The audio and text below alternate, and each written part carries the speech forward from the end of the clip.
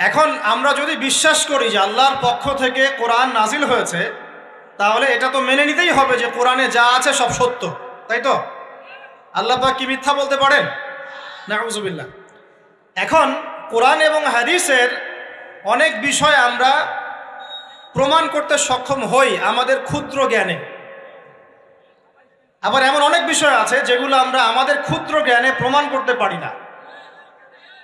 যেমন ফেরেশতার অস্তিত্ব কি আমরা প্রমাণ করতে পেরেছি? আপনি কি ল্যাবে প্রমাণ করতে পারবেন? জিন জাতির অস্তিত্ব আমরা কি চোখে দেখে প্রমাণ করতে পারবো? কবরে আযাব দেওয়া হয়, আপনি কি এটা দেখে প্রমাণ করতে পারবেন? রূহ বা আত্মা বলে কিছু আছে আমাদের দেহের মধ্যে, এটা কি আপনি প্রমাণ করতে পেরেছেন? অনেক সময় মুমিন ব্যক্তি স্বপ্ন দেখে এবং স্বপ্নগুলো সত্য হয়, হয় কি না? এবং হাদিসে এসেছে শেষ জামানায় মুমিন ব্যক্তির স্বপ্ন কিন্তু সত্য হবে বেশি বেশি। তো এখন এই যে এমন কিছু বিষয় যেগুলো আমরা বাহ্যিক জ্ঞান দিয়ে প্রমাণ করতে পারছি না, কিন্তু আল্লাহ রাব্বুল আলামিন বলেছেন এগুলো সত্য, আমরা চোখ বন্ধ করে বিশ্বাস করি কিনা? বিশ্বাস করেন কিনা? জান্নাত দেখেছেন? জাহান্নাম দেখেছেন? না দেখে বিশ্বাস করি কিনা? ইমানের কয়টা পিলার বলেন তো দেখে ভাই? কয়টা? ছয়টা। কয়টা? আল্লাহ বিশ্বাস, ফেরেশতাগণে বিশ্বাস, নবী রাসূলগণে বিশ্বাস, আসমানি কিতাব সমূহে বিশ্বাস, পরকালের জীবনে বিশ্বাস, তাকদীর বা ভাগ্যের ভালো মন্দে বিশ্বাস। এই ছয়টার মধ্যে শুধু কোরআন এবং মুহাম্মদ সাল্লাল্লাহু আলাইহি ওয়াসাল্লামকে বাদ দিয়ে আপনি কোনোটাই দেখেন না। দেখেছেন? আল্লাহকে দেখেছেন? ফেরেশতা মণ্ডলী, আগের আসমানি কিতাবগুলো, মুহাম্মদ সাল্লাল্লাহু আলাইহি ওয়াসাল্লামকে সাহাবীরা দেখেছেন, আপনি কি দেখেছেন? আগের নবী রাসূলদেরকে দেখেছেন? পরকালের জীবন দেখেছেন? তাকদীর বা ভাগ্যের ভালো মন্দ দেখেছেন? এই যে না দেখে যে আমরা বিশ্বাস করছি, এটার নাম হচ্ছে গায়েবে বিশ্বাস। কিসে বিশ্বাস? এটাই আল্লাহ পাক বলছেন আলিফ লাম মিম যালিকাল কিতাব লা রাইবা ফিহ। আলিফ লাম মিম এটা এমন একটা কিতাব যেই কিতাব নিয়ে কোনো সন্দেহ সংশয় নাই। হুদাল লিল মুত্তাকিন, এই কিতাব মুত্তাকিদেরকে পথ দেখাবে। কারা মুত্তাকি? আল্লাযীনা ইউমিনুনা বিল গায়বি, যারা এই অদৃশ্যে বিশ্বাস করে। বলেন সুবহানাল্লাহ।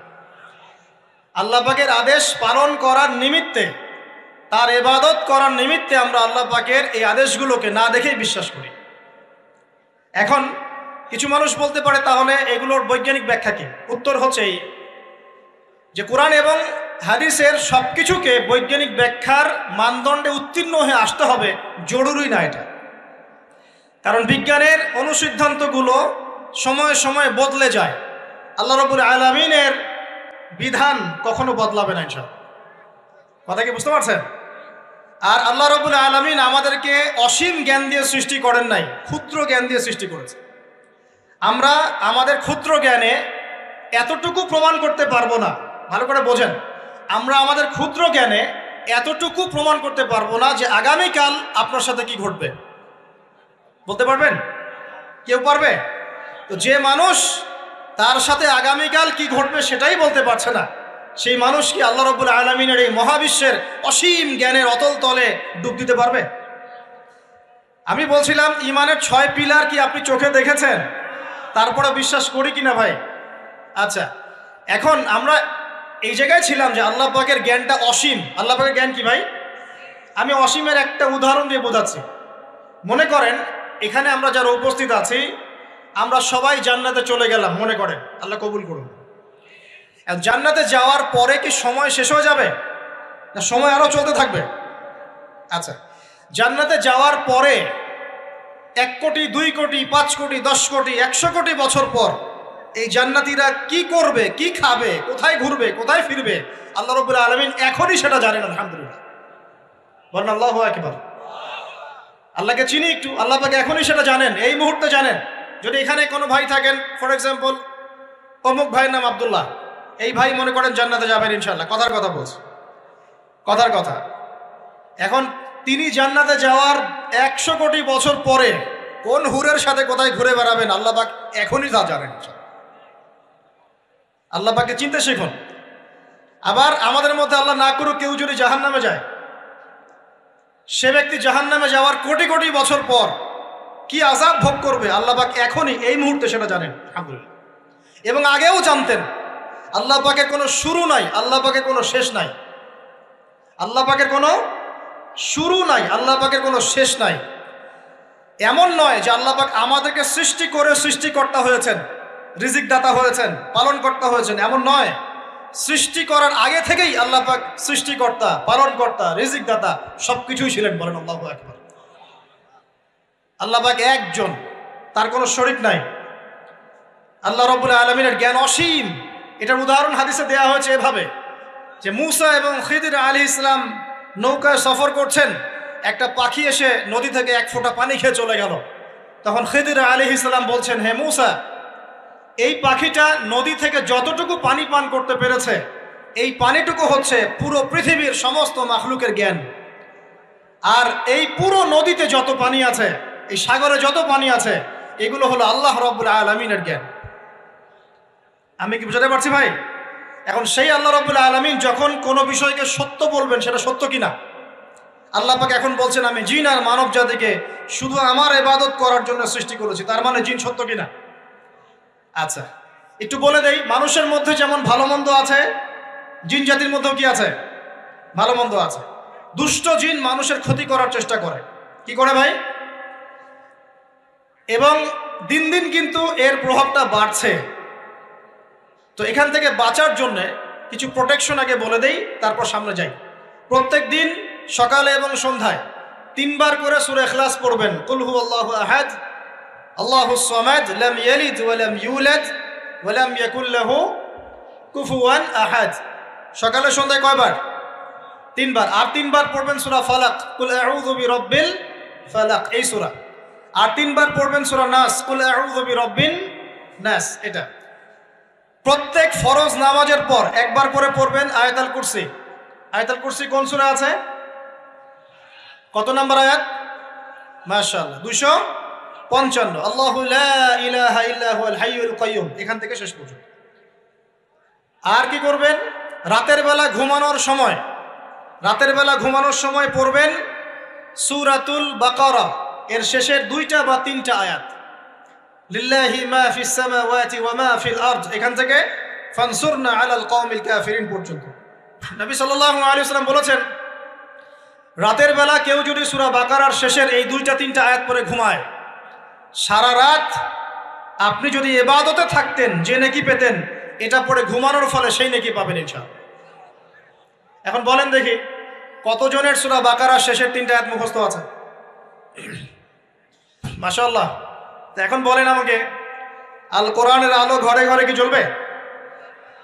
বলেন।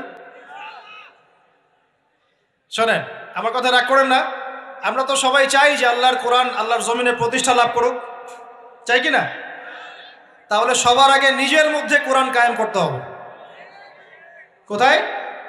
আগে নিজের উপর কোরআন কায়েম করুন, নিজের উপর সুন্নাহ কায়েম করুন, নিজের উপর দিন কায়েম করুন। ইনশাল্লাহ দিন ঘরে ঘরে পৌঁছে যাবে। প্রত্যেক ঘরের মানুষ এই নিয়াত করতে পারি কি ইনশাআল্লাহ, যে আমরা সবাই কোরআন পড়া শিখবো ইনশাআল্লাহ। কোরআনের বাছাই করা কিছু আয়াত অন্তত মুখস্থ করবো ইনশাআল্লাহ। পুরা কোরআন তোমাদেরকে মুখস্থ করতে বলছি না, হয়তো অনেকে পারবে না। যারা পেরেছে তারা সৌভাগ্যবান, আলহামদুলিল্লাহ। কমপক্ষে সূরা বাকারার শেষের 3টা আয়াত পারবো না ভাই? আয়াতুল কুরসি পারবো না?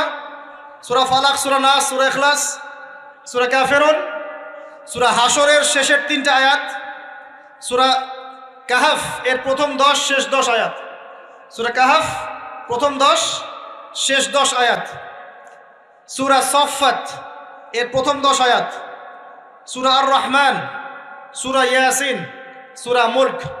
এই যে কমন জিনিসগুলো, এগুলো মুখস্থ করতে পারবো না ভাই ইনশাআল্লাহ? আল্লাহ পাক সবাইকে তৌফিক দান করুন, বলি আমিন। আর এখন যারা বিয়ে শাদী করেন নাই, নিয়াত করেন যে আপনাদের ঘরে যে সন্তান আসবে, আচ্ছা সন্তানের আগে বউয়ে আসি নাকি? আচ্ছা, যারা বিয়ে শাদী করেন নাই নিয়াত করেন, দিনদার, মুত্তাকি, পরহেজগার, কোরআনওয়ালা মেয়ে ছাড়া বিয়ে করার দরকার নেই।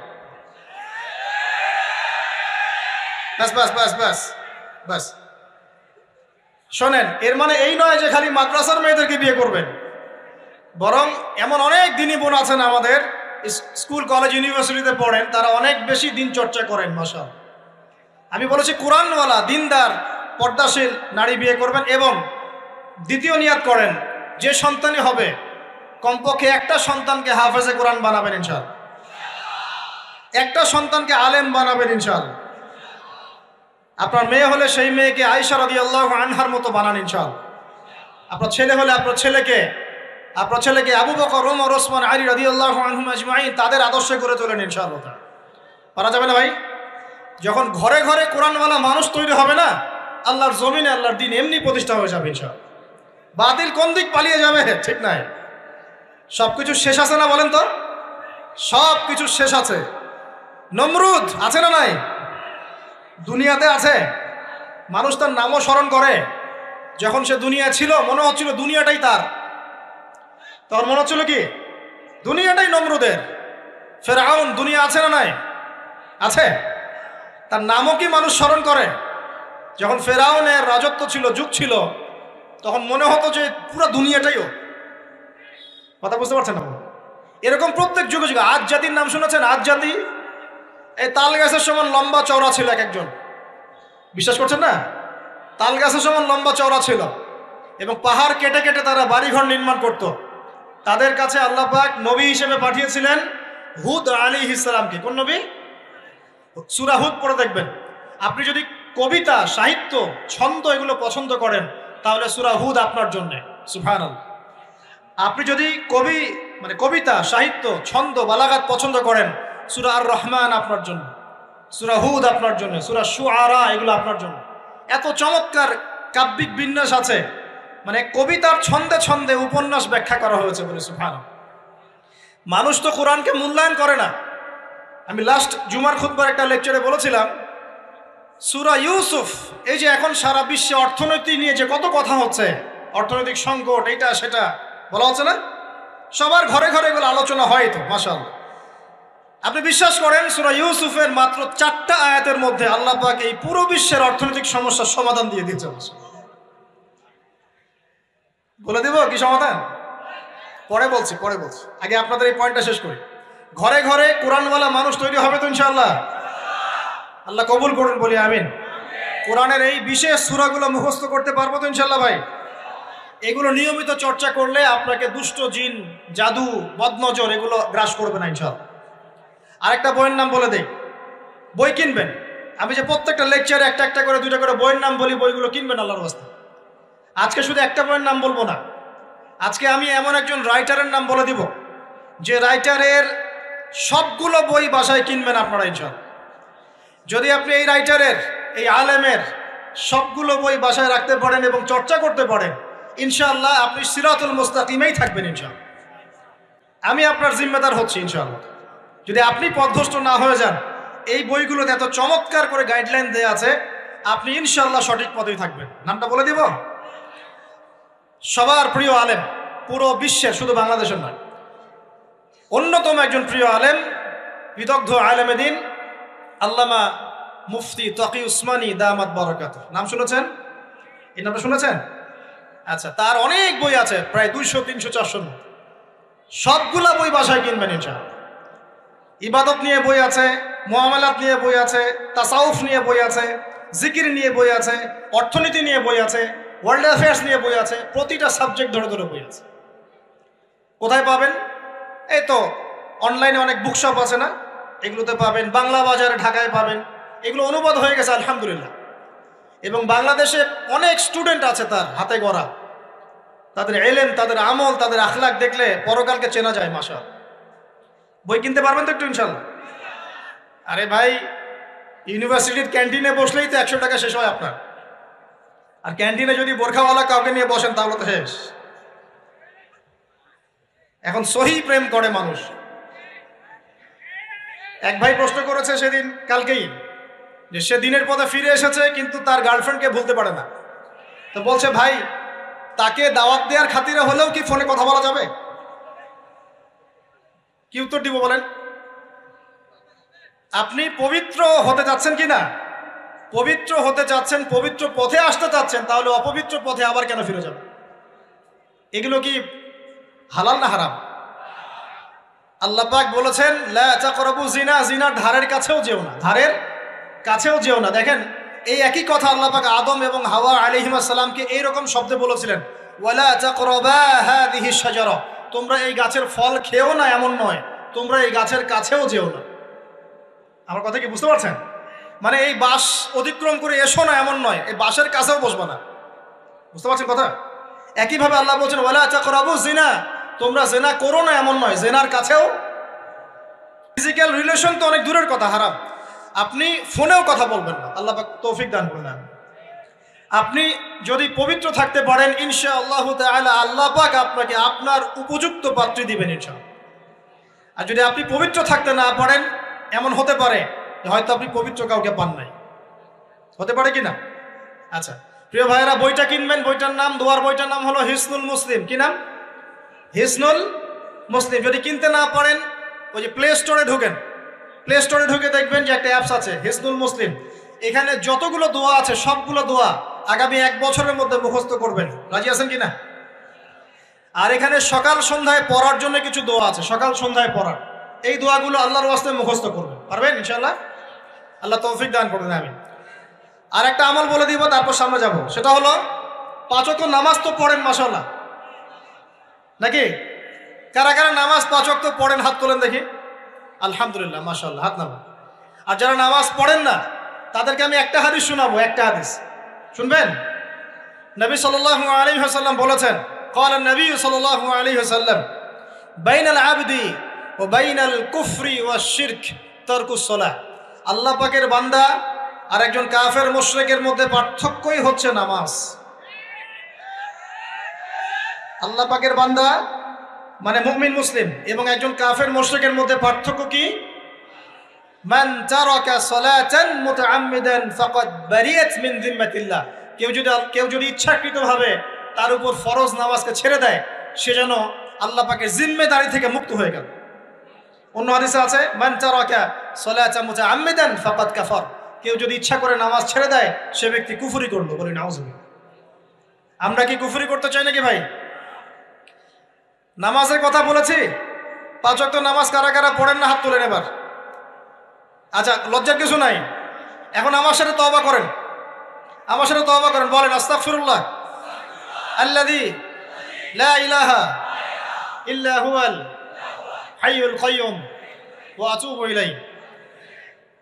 আল্লাহর কাছে সাক্ষী রেখে বলেন, আল্লাহ আমি জীবনে যত রাকাত নামাজ ছেড়ে দিয়েছি এর জন্য আমাকে মাফ করে দাও।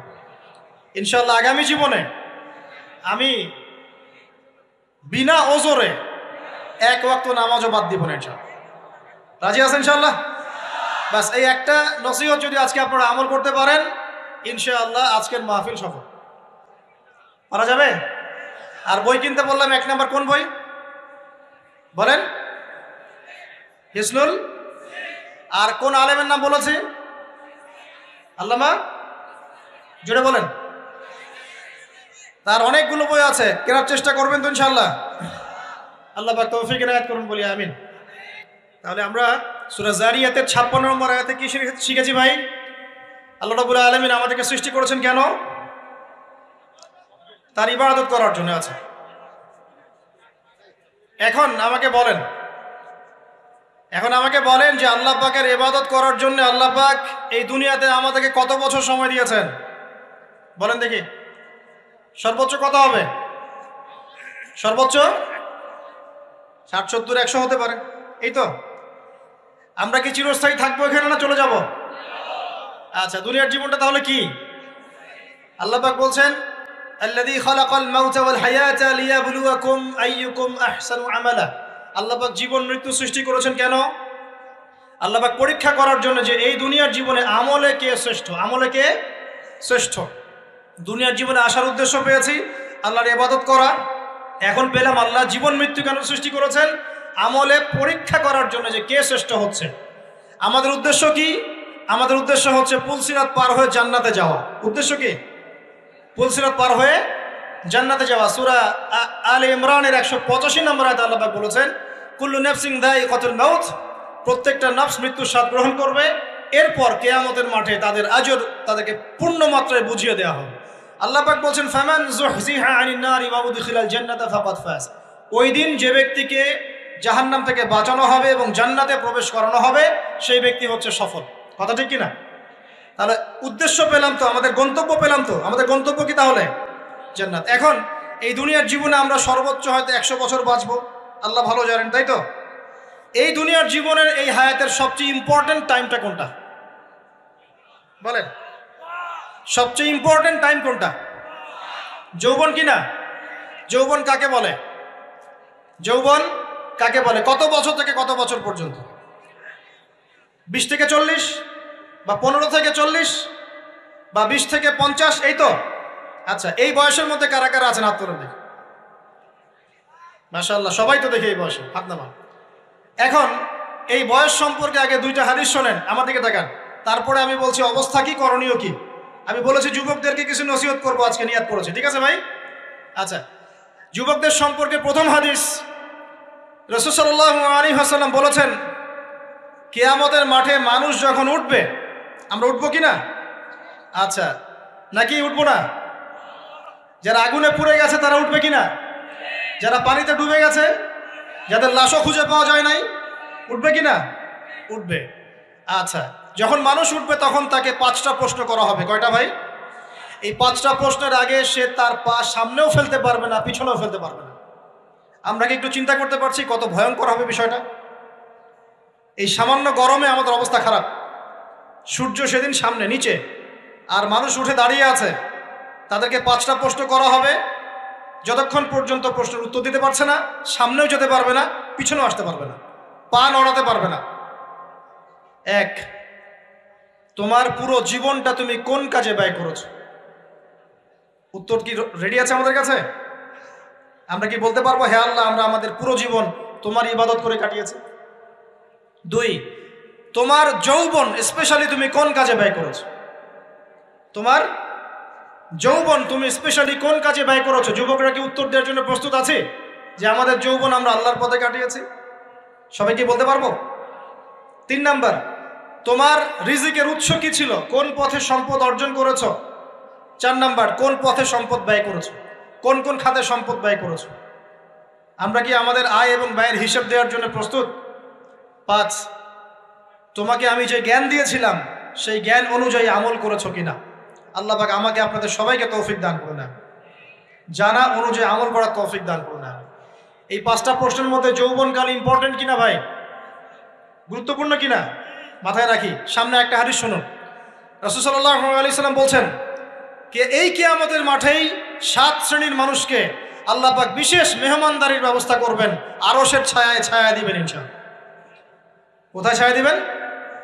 ওই দিন এই ছায়া ছাড়া অন্য কোনো ছায়া থাকবে না। নবী সাল্লাল্লাহু আলাইহি ওয়াসাল্লাম বলছেন, তার মধ্যে প্রথম শ্রেণী হচ্ছে ইমামুন আদিল, ন্যায়পরায়ণ শাসক। ন্যায়পরায়ণ, আচ্ছা, ন্যায়পরায়ণ শাসকের একটা এক্সাম্পল দেই। মক্কার জাহেলি যুগে সাহাবীরা ঈমান নিয়ে এসেছেন, বাস তাদের উপর নির্মম নির্যাতন শুরু হয়ে গেছে, আবু জেহেল, আবু লাহাব, উতবা, শায়বা। তখন সাহাবীরা আল্লাহ রাসূলের কাছে এসে বলছেন, ইয়া রাসূলুল্লাহ, আপনি একটু বদদোয়া করেন, তাদের উপর বদদোয়া করেন, আমরা তো আর পারছি না। নবী সাল্লাল্লাহু আলাইহি ওয়াসাল্লাম বললেন, তোমরা মক্কা থেকে হিজরত করে হাবাসায় চলে যাও। কোথায়? হাবাসা। হাবাসা মানে হচ্ছে আবিসিনিয়া। আবিসিনিয়া মানে এখনকার ইথিওপিয়া, ইরিত্রিয়া। নাম শুনেছেন কি? বিশেষ কোচিং তো করছেন অনেকে। আফ্রিকা মহাদেশের একটা ছোট্ট দেশ ইরিত্রিয়া, ওখানে চলে যাও। তখন বলেছিলেন তিনি হাবাসায় চলে যাও। সাহাবীরা জিজ্ঞাসা করছেন, হাবাসায় কেন? নবী সাল্লাল্লাহু আলাইহি ওয়াসাল্লাম বলছেন, সেখানে একজন খ্রিস্টান ন্যায়পরায়ণ শাসক আছেন, যার রাজ্যে কেউ জুলুমের শিকার হয় না। কি বললাম বলেন তো? হাবাসা কে আছেন? একজন মুসলিম না খ্রিস্টান? খ্রিস্টান ন্যায়পরায়ণ শাসক আছেন, যার রাজ্যে কেউ জুলুমের শিকার, মুসলমান নন এমন একজন শাসকের প্রশংসা করে আমাদের নবীজি বললেন, তার রাজ্যে কেউ জুলুমের শিকার হয়। সুবহানাল্লাহ। সাহাবীরা সেখানে হিজরত করলেন, নেতৃত্ব দিয়েছেন জাফর বিন আবি তালেব রাদিয়াল্লাহু আনহু। সেই সাহাবী বাদশাহ নাজাশী, তার নাম ছিল বাদশাহ নাজাশী, তার সামনে দাঁড়িয়ে সূরা মারিয়াম তেলাওয়াত করেছিলেন। ওই সূরা মারিয়ামে ইয়াহইয়া, জাকারিয়া, ঈসা, তার মা, এই গল্প ঘটনাগুলো আছে। এই সূরার তেলাওয়াত শুনে বাদশাহ নাজাশীর চোখ দিয়ে পানি পড়তে পড়তে দাড়ি ভিজে গিয়েছে। সুবহানাল্লাহ। শেষে তিনি ঈমান নিয়ে আসেন, মুসলমান হন, আলহামদুলিল্লাহ। আমাদের নবীজি তার জানাজার নামাজ পড়েছিলেন, আমাদের নবীজি তার গায়েবানা জানাজার নামাজও পড়েছেন, বলেন সুবহানাল্লাহ। এখানে একটা পয়েন্ট খালি বলতে চাই, একজন অমুসলিম শাসক সম্পর্কে আমাদের নবীজি মন্তব্য করেছিলেন তার রাজ্যে কেউ জুলুমের শিকার হয় না। আর আজকের দিনে সারা বিশ্বের কোনো কোনো ক্ষেত্রে মুসলিম শাসকদের ব্যাপারেও এই কথা বলা যায় না যে তার রাজ্যে কেউ জুলুমের শিকার হয়। আল্লাহ পাক বলছেন আরশের ছায়া আমি ছায়া দিব 7 শ্রেণীর মানুষকে। কয় শ্রেণী? তার মধ্যে প্রথম শ্রেণী হচ্ছে ইমামুন আদিল, ন্যায়পরায়ণ শাসক। আল্লাহ পাক আমাদের সমস্ত শাসকদেরকে ন্যায়পরায়ণ হওয়ার তৌফিক দান করুন। 2 নাম্বার, সেই যুবককে আমি সেখানে আশ্রয় দিব যেই যুবক তার যৌবনকালটা আল্লাহর পথে কাটিয়ে দিয়েছে। এবার কি হাদিসটা আপনি পেয়েছেন? এর আগের হাদিস কি শুনলেন? পা নড়াতে পারবেন না যতক্ষণ পর্যন্ত এই প্রশ্নের উত্তর না দিচ্ছেন যৌবনকাল কোন পথে ব্যয় করেছেন। এখন যদি আল্লাহর পথে ব্যয় করেন তাহলে আরশের ছায়া ছায়া পাচ্ছেন, আলহামদুলিল্লাহ। বাকিগুলো কারা কারা একটু বলে দেই। 3 নাম্বার হচ্ছে সেই ব্যক্তি যে একজন আরেকজনকে মহব্বত করে, এক ব্যক্তি আরেক ব্যক্তিকে মহব্বত করে শুধুমাত্র আল্লাহর সন্তুষ্টির জন্য। কথা কি বুঝতে পারছেন? এই মহব্বত আবার এই ছেলে মেয়ের ফ্রি মিক্সিং না। কথা বুঝতে পারেনি? দিনের খাতিরে মহব্বত, আল্লাহর জন্য মহব্বত, আল্লাহর জন্য। 4 নাম্বার এমন ব্যক্তি যে এত গোপনে দান করে যে তার বাম হাত জানে না ডান হাত কি দান করেছে। আমরা তো এখন 1 টাকা দান করলে 100 টাকা ফুটাই। ফেসবুক আছে, মারাত্মক একটা জিনিস ফেসবুক, মানে এটা মানুষকে আর মানুষ রাখে না। যে ব্যক্তি ফেসবুকে আসক্ত তার সাথে কথাবার্তা বলা, লেনদেন, চলাফেরা খুব ডিফিকাল্ট। মানে কি বোঝেন আগে কথাটা? কেন ডিফিকাল্ট? কারণ সে এত বেশি আসক্ত এখানে যে পান থেকে চুন খসলে সে আপনাকে পাবলিকলি ধুয়ে রেখে দিবে। কিছু হইলে আপনাকে ফেসবুকে টেনে নিয়ে আসবে, ফেসবুকে সবাইকে বলবে উনি আমার সাথে এই কাজ করছে। আপনি বলারও টাইম পাবেন না যে আপনি নির্দোষ। তো খুব মুশকিল না এগুলা। আল্লাহ মাফ করুক আমাদেরকে। এমনভাবে দান করে যে বাম হাত জানে না ডান হাত কি দান করছে। 5 নাম্বার এমন ব্যক্তি যে এটা যুবক, এটাও যুবক, যাকে কোনো সুন্দরী নারী আহ্বান করছে জিনার জন্য, সুন্দরী উচ্চ বংশের নারী, যে আসো আমার সাথে জেনা করো। ওই যে ইউসুফ আলাইহিস সালামের মতো, মনে আছে? ইউসুফ আলাইহিস সালামের ঘটনা মনে আছে? আচ্ছা, কিন্তু সেই যুবক বলে, সেই ব্যক্তি বলে ইন্নী আখাফুল্লাহ, আমি আল্লাহকে ভয় করি, আমি তোমার সাথে খারাপ কাজ করতে পারবো না। এরকম ছেলে এবং এরকম মেয়ে এখন সমাজে খুঁজে পাওয়া যায়? হাতে গোনা, হাতে গোনা। আপনি অনলাইন ঘাটাঘাটি করেন, গুগল করেন, ক্রস চেক করেন, দেখবেন বাংলাদেশের 25 বছরের কম বয়সী ছেলে আর মেয়েদের জেনার হার কত আপনি বের করে দেন। 25 বছরের কম যে যুব সমাজ আমাদের সামনে আছে তাদের মধ্যে কত % যুবক এখন পর্যন্ত ফিজিক্যাল সম্পর্ক করেনি কারোর সাথে, আপনি খুঁজে বের করতে পারেন। শুধু ছেলেদের ক্ষেত্রে এটা নয়, মেয়েদের ক্ষেত্রেও আছে। এই যে অনার্স লাইফ পার করার আগেই বহু মেয়ে সতীত্ব নষ্ট করে ফেলছে, বহু ছেলে সতীত্ব নষ্ট করে ফেলছে। কথাগুলো কি রাগ করছেন? আমি আপনাদের ভাই এবং আমি আপনাদেরকে মহব্বত করি। আমরা জেনার পথে যাব না, আমরা হালাল সম্পর্ক থাকবো ইনশাআল্লাহ।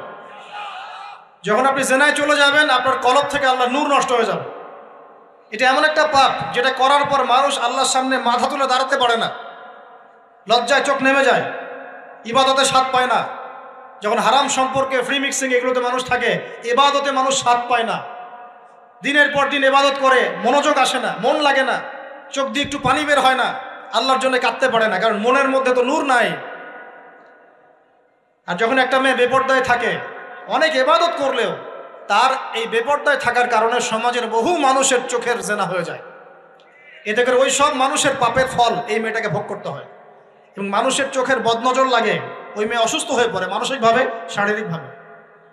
আমি আমাদের যুবক ভাই এবং যুবক বোনদেরকে রিকোয়েস্ট করব, আল্লাহর ওয়াস্তে চরিত্রটাকে পবিত্র রাখার চেষ্টা করুন।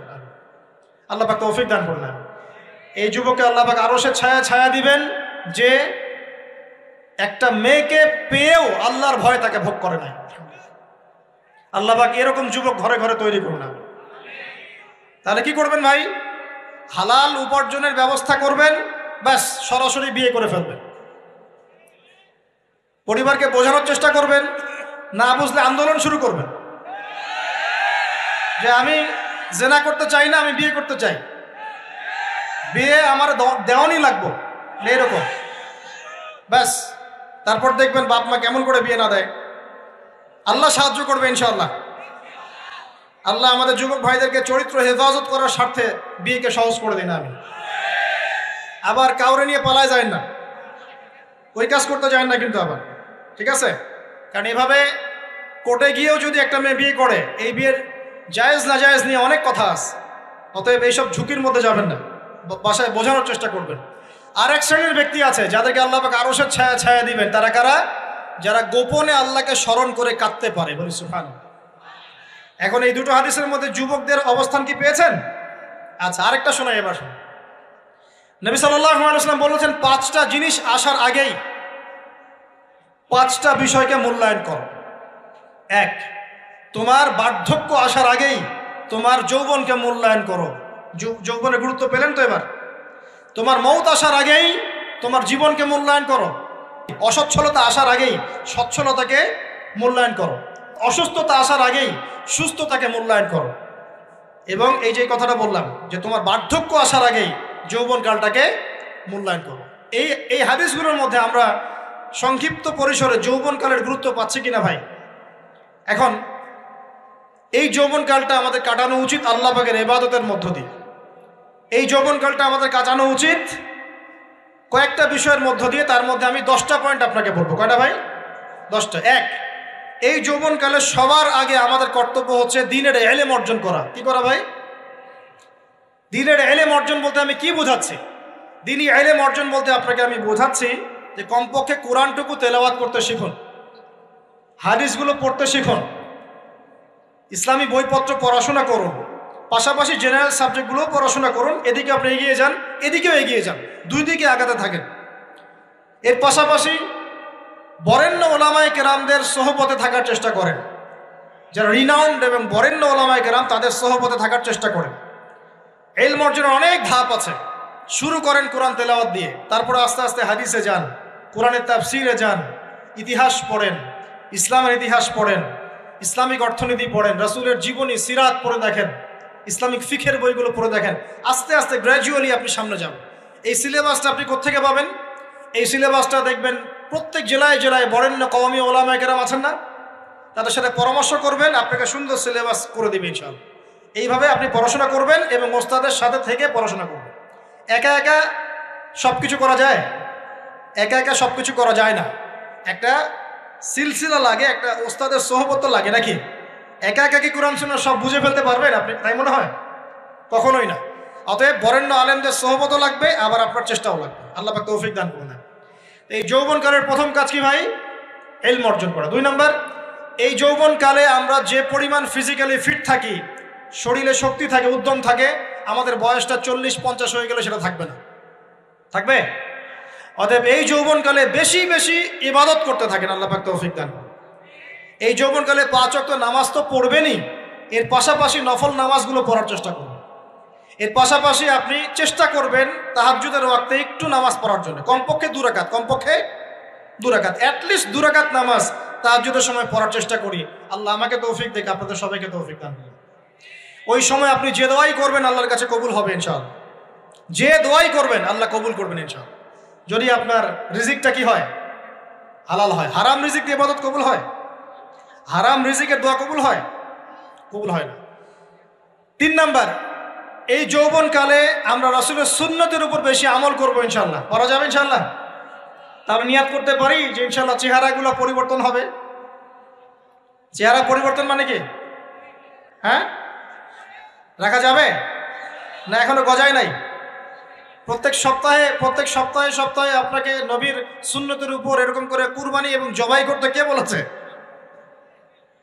নবী সাল্লাল্লাহু আলাইহি ওয়াসাল্লামের সুন্নতকে জবাই করাটা কি ভালো কাজ? হ্যাঁ বলেন তো। আমরা তো এমন অনেক নাপিত ভাইদেরকে চিনি যারা এই ধরনের বক্তব্যগুলো শুনে আলহামদুলিল্লাহ জীবন পরিবর্তন করেছেন। তার দোকানে লিখে দিয়েছেন এখানে চুল কাটা হয়, দাড়ি শেভ করা হয় না। খুশি হন নাই? মুসলিমদের কথা বলছি, অমুসলিমদেরকে নিয়ে আমাদের চিন্তা নাই তো? চিন্তা আছে। একটা কথা মনে রাখবেন, একটু কথাটা মনের কান দিয়ে শোনেন। দাড়ি হচ্ছে একমাত্র ভিজিবল সুন্নত। দাড়ি হচ্ছে একমাত্র ভিজিবল সুন্নত। ভিজিবল মানে কি? যা দেখা যায়। দাড়ি একমাত্র ভিজিবল সুন্নত, দৃশ্যমান সুন্নত, যেটা নিয়ে আপনি আমি কবরে যাবো ইনশাআল্লাহ। আর কোনো সাইন দেখে বোঝার বুদ্ধি নাই এই ব্যক্তি কত বড় মুসলিম, কত বড় সুন্নতের পাবন ছিল। খালি কপালের সেজদার দাগ আর চেহারার দাড়ি বাকি থাকবে। কথা বুঝতে পারছেন ভাই? নিয়াত করা যায় একটু দাড়ি ছেড়ে দিব, নাকি দাড়ি রাখলে চাকরি পাবেন না? দাড়ি রাখলে মেয়ে দিবে না নাকি? তো যে মেয়ে দাড়ি রাখলে বিয়ে করতে চায় না তাকে বিয়ে করারও দরকার নাই। আর দাড়ি রাখলে যে চাকরি আপনাকে ছাড়তে হয় ওই চাকরিও করার দরকার নেই। চাকরির মধ্যে সব রিজিক আপনার মনে হয়? রিজিকের সবচেয়ে বড় অংশ আছে কিসের মধ্যে? বিজনেসের মধ্যে। যারা বিজনেস করে তাদের আন্ডারেই লক্ষ লক্ষ মানুষ চাকরি করে। বাংলাদেশে যে ইকোনমিক সিস্টেম, এই ইকোনমিক সিস্টেমের মূলে কারা জানেন? ব্যবসায়ীরা। কারা? বড় বড় ব্যবসায়ীরা। এমন অনেক ব্যবসায়ী আছেন যাদের একজনের জাকাতের টাকা দিয়ে একটা গ্রামের মানুষকে খাওয়ানো যায়। বিশ্বাস করছেন না? ইকোনমিক তো আমার সাবজেক্ট, আমরা পড়েছি এগুলো, পড়াশোনা করেন দেখেন। বিজনেস, এরপরে আছে ক্রিয়েটিভ কোনো প্রজেক্ট, এমন কোনো প্রজেক্ট যেটা এখন পর্যন্ত কেউ লঞ্চ করে নাই। এখন অনলাইনে অনেকে আয় করেন না, আজকে থেকে 20 বছর আগে মানুষ এটা করেছিল। এখন অনেক মানুষ বাহির থেকে পড়াশোনা করে দেশে এসে এই যে ডেইরি প্রজেক্ট করছে, পোলট্রি করছে, নতুন নতুন অনেক প্রজেক্ট করছে না? কৃষিভিত্তিক অনেক কাজ করছে। তারা কি সচ্ছল না? আমি একজন ভাইয়ের কথা জানি, যিনি আলহামদুলিল্লাহ আল্লাহর এই অধম বান্দার ওয়াজ শুনে সুদের চাকরি ছেড়ে দিয়েছিলেন। চাকরি ছেড়ে দিয়ে তিনি চায়ের বিজনেস শুরু করেন, চায়ের বিজনেস। তো ইদানিং জানলাম তিনি এখন মানুষকে টাকা ধার দেন। মাশাআল্লাহ, তিনি এখন মানুষকে টাকা ধার দেন চায়ের ব্যবসা করেই। আর আমাকে তো এখনো মানুষের কাছে হাত পাততে হচ্ছে। কথা বুঝতে পারেন নাই? আল্লাহ পাক তাকে সুদ ছেড়ে দেওয়ার জন্য সচ্ছল করে দিয়েছেন, এই ওসিলা দিয়েই তিনি সচ্ছল হয়েছেন আলহামদুলিল্লাহ। রিজিক কার হাতে? এটা বিশ্বাস করেন, রিজিক আল্লাহর হাতেই। আল্লাহ পাক চাইলে আপনাকে বেহিসাব রিজিক দিবেন ইনশাআল্লাহ। অতএব সুন্নতকে বিসর্জন দিয়ে নয়, সুন্নতে থাকেন, আল্লাহ পথ খুলে দিবেন ইনশাআল্লাহ। আল্লাহ পাক তৌফিক দান করুন। যুবক ভাইদেরকে বলছিলাম, তাহলে প্রথম কাজ আমাদের ইলম অর্জন করা, তারপরে কি ভাই? নামাজের পাবন্দ হওয়া, আর নামাজ ফরজের পাশাপাশি নফলগুলোও চর্চা করা। 3 নম্বর বলেছি রাসূলের সুন্নতের উপর একদম ইস্তেকামা, দৃঢ়ভাবে আমল করা। আর সুন্নত শিখতে হলেই তো 3 দিনের জন্য বেরিয়ে যান, 7 দিনের জন্য, 40 দিনের জন্য বেরিয়ে যান। সুন্নত শিখিয়ে আপনাকে বাসায় পাঠাই দেবে ইনশাআল্লাহ। পড়াবে না? অনেক মানুষ মনে করে যে তাদের ওখানে গেলে আমার আকীদা নষ্ট হয়ে যাবে। হ্যাঁ, তাই না? তারা বিভ্রান্ত। হ্যাঁ, নাউজুবিল্লাহ। স্বপ্নে পাওয়া ধর্ম, অনেকে টিটকারি মারে, স্বপ্নে পাওয়া ধর্ম। এইসব ব্যঙ্গের ছাতার মতো আদর্শের দিকে মুখ ফিরাবেন না। মাকবুল জামা, যেগুলো মাকবুল জামা, ক্লাসিক্যাল ইসলামের মধ্যে থাকেন, আপনি বিভ্রান্ত হবেন না। তারা আপনাকে কখনো খারাপ কাজে আদেশ করেছে? কত চোর ডাকাত মদখোর মানুষ সেখানে গিয়ে 5 ওয়াক্ত নামাজি হয়ে গেছে, সুদের ব্যবসা ছেড়ে দিয়েছে, মাদক ছেড়ে দিয়েছে, আল্লাহর ওলি হয়ে গেছে আলহামদুলিল্লাহ। তো আপনাকে তারা সুন্নত শিখিয়ে বাসায় পাঠিয়ে দিবে। এছাড়া আপনি অন্যভাবে শিখতে চাইলে শিখবেন, সমস্যা কি? যদি মাদ্রাসায় পড়ার তৌফিক থাকে তাহলে পড়বেন। সবাই কি মাদ্রাসায় পড়ার তৌফিক পাবে? পাবে না। নিঃসন্দেহে কিছু মানুষ তৌফিক পাবে, কিছু মানুষ হয়তো পাবে না। যারা পাবে না তারা দিন শিখবে কিভাবে? এভাবেই তো শিখবে। সুন্নতের উপর আমল করতে হবে, এটা সবচেয়ে বড় কথা। আল্লাহ পাক আমাদের সবাইকে সুন্নাহর উপর আমল করার তৌফিক দান করুন। 4 নম্বর ভাই, যৌবনকালে আমরা আমাদের সময়গুলোকে মূল্যায়ন করবো ইনশাআল্লাহ। কথা বুঝতে পারছি ভাই? সময় মূল্যায়ন কেমন? আপনার দিন রাতের একটা রুটিন থাকবে, এলোমেলো লাইফ লিড করবেন না। এই যে আমরা, আল্লাহ মাফ করুক, আমরা এখন 3টায় 2টায় 4টায় ঘুমাই, 12টা 1টা 2টায় উঠি, নাউজুবিল্লাহ। এতে করে কি আমাদের রুটিন লাইফটা ঠিক আছে? আমাদের খাওয়ার ঠিক নাই, আমাদের ঘুমের ঠিক নাই, আমাদের মানে খাবারের যে অভ্যাস, খাদ্যাভ্যাসও ঠিক নাই। আমরা একটু খেলাধুলা আগে করতাম, সেটাও এখন করি না। সারাদিন ফোন নিয়ে বসে থাকি, আর এই যে ইউটিউব ফেসবুকে বসে থাকি। গোল হয়ে বসে লুডো খেলে, গোল হয়ে কি করে? লুডো খেলে, অনলাইনে গেমস খেলে, অনলাইনে পাবজি খেলে, ফ্রি ফায়ার খেলে। আগে তো তাও ছেলে পেলে একটু ফুটবল খেলতো, ক্রিকেট খেলতো, আমরাও তো খেলেছি। ওই সময় তাও আলহামদুলিল্লাহ আমাদের ফিজিক্যাল ফিটনেস অনেক ভালো ছিল। এখন ওগুলো বাদ দিয়ে যে মানুষ পর্নোগ্রাফি দেখছে, লুডো খেলছে, পাবজি খেলছে, ফ্রি ফায়ার খেলছে, সারাদিন অনলাইনে বসে অথর্বর মধ্যে বসে আছে, এটা কি ভালো হচ্ছে? এজন্য অ্যাটলিস্ট ফজরের নামাজ পড়ে জিকির আজগার করে পড়াশোনা করে আধা ঘন্টা 1 ঘন্টা একটু খেলাধুলা করলে কি সমস্যা? একটু ফুটবল খেলেন, দৌড়াদৌড়ি করেন, জগিং করেন, একটু ব্যায়াম করেন। আল্লাহ পাক আপনাদের যৌবনে বরকত দান করুন, আমিন। এই কাজগুলো করতে হবে কিনা? ভালো না খারাপ? করেন। আর নিয়মতান্ত্রিক লাইফ লিড করবো আমরা। নিয়মতান্ত্রিক, আমার জীবনে একটা রুটিন থাকবে, এই রুটিনের বাইরে যাব না। পড়াশোনার রুটিন থাকবে, খেলার বা এক্সারসাইজ রুটিন থাকবে, খাওয়া দাওয়ার রুটিন থাকবে, দাওয়ার রুটিন থাকবে, আমি আলেম ওলামাদের কাছে যাবো, এই রুটিন থাকবে। একটা রুটিন লাইফ লিড করবেন, এলোমেলো জীবনযাপন করবেন না। আল্লাহ পাক আমাকে তৌফিক দান করুন, আপনাদের সবাইকে তৌফিক দান করুন। কয়টা বলেছি ভাই? বলেন। 6 নাম্বার, যৌবনকালে সবচেয়ে বেশি বেঁচে থাকবো নারীর ফিতনা থেকে। কি থেকে ভাই? যৌবনকালে সবচেয়ে বেশি বেঁচে থাকবো কি থেকে? একটা হাদিস বলি, নবী সাল্লাল্লাহু আলাইহি ওয়াসাল্লাম বলেছেন, মা তারাকতু বা'দি ফিতনাতান আদাররু আলা রিজালি মিনান নিসা। আমি আমার পরে, নবীজি বলছেন, আমি আমার পরে পুরুষদের জন্য নারীদের চেয়ে ভয়ঙ্কর কোনো ফিতনা রেখে যাই নাই। কেমন ফিতনা? আপনি একটু অনেস্টলি বলেন তো দেখি, যে আমরা যারা পর্নোগ্রাফিতে টুকটাক আসক্ত বা এ ধরনের অনলাইনে বা অফলাইনে এ ধরনের হারাম সম্পর্কের সাথে আছি, মন থেকে কি আপনি ফিল করেন যে আল্লাহ আপনার সাথে আছেন? বলেন তো দেখি, অনেস্টলি বলেন। আপনি যখন নামাজ পড়ে বাসায় ফিরে যান, ফিরে যেতে যেতে যদি আপনার চোখে খারাপ কিছু পড়ে, আপনার মনের নূরটা নষ্ট হয়, আপনি বুঝতে পারেন না? বুঝতে পারেন না? যখন আপনি এরকম হারাম কোনো সম্পর্কে আছেন, নাউজুবিল্লাহ, আপনার মনটা যে শক্ত হয়ে গেছে, আপনি বুঝতে পারেন না? আল্লাহর ওয়াস্তে নারী জাতির ফিতনা থেকে সর্বোচ্চ দূরত্ব অবলম্বন করবেন। আল্লাহ পাক তৌফিক দান করুন। কি করব তাহলে আমরা? ওই যে বলেছি, হালাল সম্পর্ক করতে পারলে হালাল, যদি করতে না পারি সবর করবেন। কি করবেন? সবর করবেন, ভালো কাজে ব্যস্ত থাকবেন, বেশি বেশি রোজা রাখবেন। কি করবেন? বেশি বেশি রোজা রাখবেন। সোমবারে রোজা রাখবেন, বৃহস্পতিবারে রোজা রাখবেন। এভাবে আপনি আপনার জীবনটা গুছিয়ে নেন, আল্লাহ পাক প্রবৃত্তিকে নিয়ন্ত্রণ করার ক্ষমতা দিবেন ইনশাআল্লাহ। এরপরেও যদি ভুল হয়ে যায়, হতে পারে এই যুগটা ফিতনার যুগ, চরম ফিতনার যুগ। যদি কোনো ভুল হয়ে যায়, খবরদার আপনি হতাশ হবেন না। ভুল হয়ে গেলে কখনো হতাশ হবেন না। হতাশা শয়তানের পক্ষ থেকে আসে, কখনো হতাশ হবেন না। দেন ওযু করে জায়নামাজে দাঁড়িয়ে 2 রাকাত নামাজ পড়ে আল্লাহকে বলবেন, আল্লাহ আমার ভুল হয়ে গেছে, আমাকে মাফ করে দাও। পারা যাবে ইনশাআল্লাহ। জীবনে কখনো হতাশ হবেন না। জীবনে যাই হয়ে যাক না কেন, কখনো হতাশ হবেন না। মনে রাখবেন, আল্লাহ আপনার রব, আল্লাহ আপনার সাথে আছেন ইনশাআল্লাহ। অতএব নারীর ফিতনা থেকে নিজেকে বাঁচিয়ে রাখার চেষ্টা করুন, আল্লাহ পাক তৌফিক এনায়েত করুন। 7 নাম্বারটা হচ্ছে, এই সমাজ আপনাকে যেভাবে শেখায়, কিভাবে শেখায়? এই যে স্কুল, কলেজ, ইউনিভার্সিটি, চাকরি, বিয়ে, সন্তান প্রতিপালন, আর তারপর ইন্না লিল্লাহি ওয়া ইন্না ইলাইহি রাজিউন, এই তো শেখায় নাকি?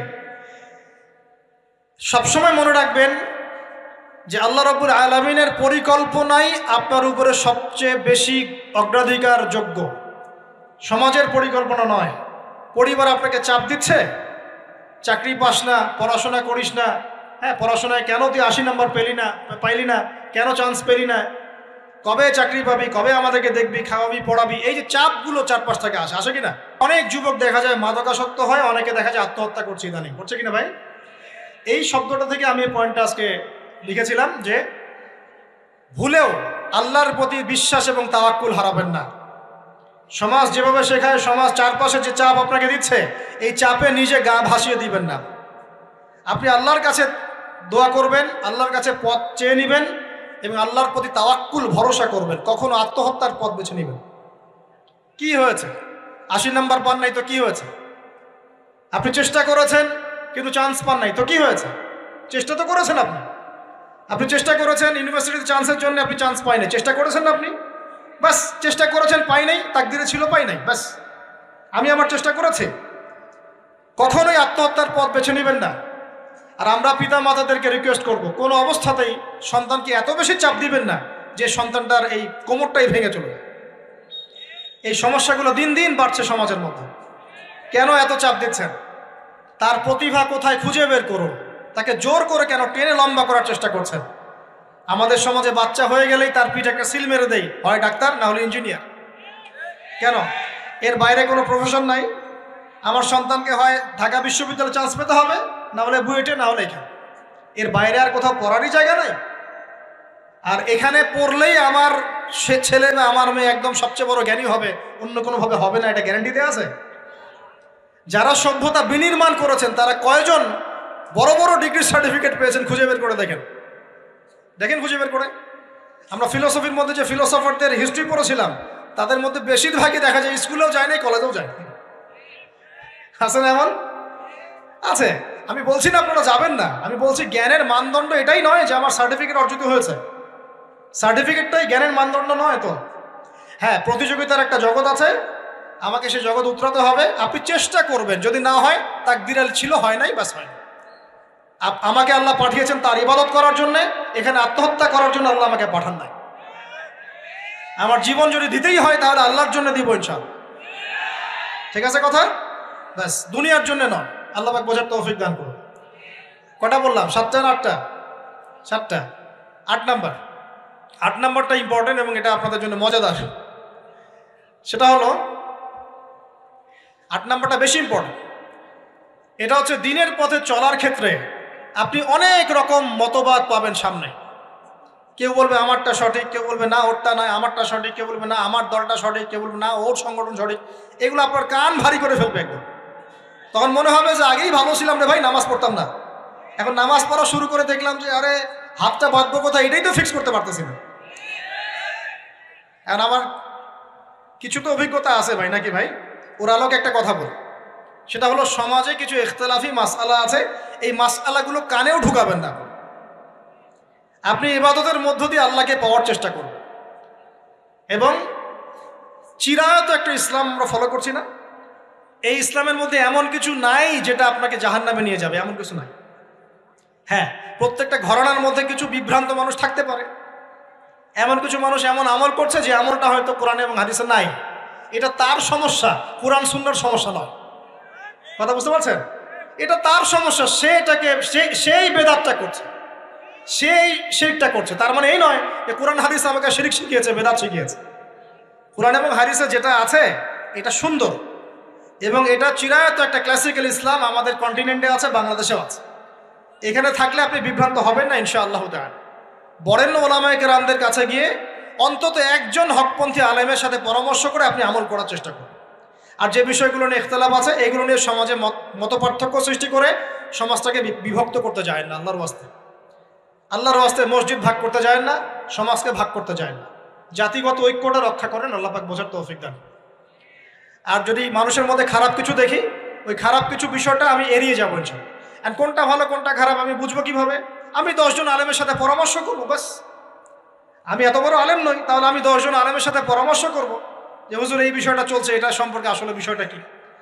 একটা ঘরানার দিকে কখনো আপনি সাম্প্রদায়িকভাবে বায়াসড হয়ে যাবেন না। আপনি আপনার চিন্তাটাকে লিবারেল রাখবেন, হকটা যেখানে পাবো সেটা নিব ইনশাআল্লাহ। এমন নয় যে উনি বলেছেন বলেই হক আর কারোটা নিব না, ওনারটাই নিব, এভাবে চিন্তা করবেন না। হক যেখানে আছে সেখানে যাবেন আপনি ইনশাআল্লাহ। আল্লাহ পাক আমাদেরকে বোঝার তৌফিক দান করুন। আর যে ইখতিলাফগুলো আছে এগুলো নিয়ে সমাজকে বিভক্ত করতে যায় না, মতানৈক্য নিয়েই ঐক্য হবে ইনশাআল্লাহ তাআলা। আল্লাহ পাক আমাদেরকে এই কথাটা বোঝার তৌফিক দান। আর শেষের দুটো হলো যৌবনকালে আমরা আমাদের পরবর্তী জীবনের প্রস্তুতি গ্রহণ করবো ইনশাআল্লাহ। কারণ বার্ধক্যের জীবনে আপনি কিন্তু এই কাজগুলো এখন করতে পারছেন, সেগুলো পরে পারবেন না। অতএব এই সময়ই আপনি আপনার রিজিকের একটা অংশ সঞ্চয় করার চেষ্টা করুন, কিছু সাস্টেইনেবল অ্যাসেট করার চেষ্টা করুন, যাতে পরবর্তী বয়সে গিয়ে আপনাকে দিনের দিকে কাজ করার জন্য দুনিয়ার ফিতনায় পড়তে না হয়। আল্লাহ পাক আপনাদেরকে হালাল রিজিকের ব্যবস্থা করে দিন, আমি দোয়া করি আল্লাহুম্মা আমিন। আর সবশেষ যেটা বলতে চাচ্ছিলাম, দেখুন যৌবনকালে আমরা যা করতে পারবো অন্য সময় পারি না, তাই এই যৌবনেই ইলম অর্জন করে আল্লাহ পাকের দ্বীনের এই দাওয়াতের মেহনত আমরা শহরে শহরে, গ্রামে গঞ্জে, জেলায় উপজেলায়, প্রত্যন্ত অঞ্চলে সমস্ত জায়গায় পৌঁছে দেবো ইনশাআল্লাহ। যৌবনকালে আমরা বেশি বেশি দাওয়াতি কাজ করার চেষ্টা করবো, আল্লাহ পাক তৌফিক দান করুন। যতটুকু জানেন, আপনি এতটুকু জানেন না যে নামাজ পড়তে হয় 5 ওয়াক্ত, তাহলে নিজে পড়েন, মানুষকে নামাজের দাওয়াত দেন। আপনি এতটুকু জানেন না যে ভাই সুদ খাওয়া হারাম, জানেন কি না ভাই? ব্যাস আপনি মানুষকে বলেন যে ভাই হালাল খাই, সুদ না খাই। আপনি এতটুকু জানেন না যে জেনা করা হারাম, বাস আপনি আপনার বন্ধুকে দাওয়াত দেন, ভাই জেনার দিকে যাস না এবং হারাম অ্যাফেয়ার্সে যাস না। যতটুকু জানেন অতটুকু মানুষের কাছে পৌঁছে দেন, আল্লাহ পাক তৌফিক দান করুন।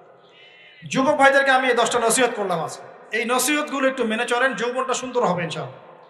এছাড়া আর অনেক নসিহত আছে, এগুলো ওই যে বইগুলোর নাম বলে দিয়েছি, আল্লামা তাকি উসমানী হুজুরের যে বইগুলো, এগুলো পড়েন, ইনশাআল্লাহ দেখবেন আরো অনেক হেদায়েত আপনি পাবেন। মোটা দাগে কথা হচ্ছে ইলম অর্জন করতে হবে। রাজি আছে কিনা ভাই? রাজি আছে কিনা বলেন? ইলম অনুযায়ী আমল বাড়িয়ে দিব, রাজি আছে কিনা?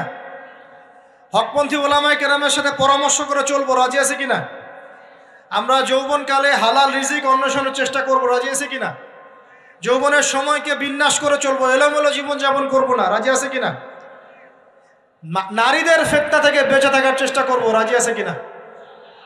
আগামী দিনের জন্য, ইসলামকে এগিয়ে নেওয়ার জন্য দাওয়াতের মেহনত করব, রাজি আছে কিনা? আচ্ছা, এখন আসেন, এগুলো আমাদের করণীয় ছিল, আমাদের যুবকরা এখন করছে কি সেটা শুনুন। আমাদের যুবকরা এখন কিশোর গ্যাং করছে। কিশোর গ্যাং কি করছে? আপনাদের পরিবারের কর্তা যারা আছেন তাদেরকে আমি একটু রিকোয়েস্ট করবো, আপনার সন্তানের দিকে খেয়াল রাখেন। আপনার সন্তানকে যত ছোট মনে করছেন, আপনার সন্তান এখন এত ছোট নয়। কিশোর বয়সে সে এমন পাপও করে ফেলেছে যা আপনি এখনো করেন নাই। কিশোর বয়সে এমন এমন পাপ করা তার শেষ যা আপনি এখনো চিন্তাও করতে পারেন না। অতএব সন্তানকে শুধু গায়ে গতরে বড় করলে হয় না। আমরা যে সন্তানকে মানুষ করার জন্য নিজের ঘাম ঝেড়ে দিচ্ছি, মানুষ করার অর্থ হচ্ছে ওর আত্মাটাকে গড়ে তোলা, দেহটাকে গড়ে তোলা নয়, তার আত্মাটাকে গড়ে তুলুন। সন্তানের দিকে খেয়াল রাখেন। ঢাকা শহরে কিশোর গ্যাংয়ের দৌরত্বে টেকা যাচ্ছে না, রাস্তাঘাটে ছিনতাই করছে, মাদক সেবন করছে, মানুষের সম্পদ মোবাইল ধুপ করে কেড়ে নিয়ে দৌড় দিচ্ছে, এক গ্যাং আরেক গ্যাংয়ের সাথে মারামারি করছে। এগুলো শিখছে কোত্থেকে? এগুলো শিখছে আপনার ওই যে অপসংস্কৃতি দেখে দেখে। পশ্চিম থেকে, আমাদের পার্শ্ববর্তী থেকে অনেক অপসংস্কৃতি ঢুকছে ভিতরে, ওটা দেখে দেখে দেখে দেখে শিখছে কি করতে হয় না করতে। দুইটা গ্যাং তৈরি করছে এবং সিনেমাতে যেমন দেখানো হয় সে নিজেকে ওই রকম করে চিন্তা করা শুরু করেছে। এই কনসেপ্টগুলো মানুষ পাচ্ছে কোথায়? নাটক সিনেমা থেকে পাচ্ছে। একটা দল ক্রিয়েট করেছে, সে সেই দলের নেতা হয়েছে, আরেক দল তাকে মারতে আসছে, সে আবার তাকে মারতে যাচ্ছে। এই যে জিনিসগুলো, এগুলো নাটক সিনেমায় দেখানো হচ্ছে না এখন? যুবকরা শিখছে কোত্থেকে এগুলা? বাংলাদেশের মেয়েদেরকে একসময় শেখানো হয়েছে তুমি সুন্দর না, তুমি কি না, তাদের মনে ঢোকান তুমি সুন্দর না, আরো সুন্দর হতে চাও, আরো সুন্দর হতে চাও, এই ক্রিম মাখো সুন্দর হয়ে যাও। এই একটা কনসেপ্ট ঢুকিয়ে দিয়েছে মাথায়, তুমি সুন্দর না, তোমাকে আরো সুন্দর হতে হবে। আল্লাহ তোমাকে যে সৌন্দর্য দিয়েছেন এটা যথেষ্ট না, অন্যরা আরো অনেক বেশি সুন্দর, তুমি সুন্দর না, এই ক্রিম মাখো সুন্দর হবে। এই করতে করতে করতে ক্রিমের ব্যবসা শুরু হলো। বাণিজ্য, সবকিছুর পিছনে কি থাকে? বাণিজ্য, আর কিচ্ছু না। তারপর শুরু হলো যে পার্লার, অমুক ক্রিম তমুক ক্রিম, অমুক সোনো, এই সেই, বাস মেয়েরা পাগল হয়ে গেল।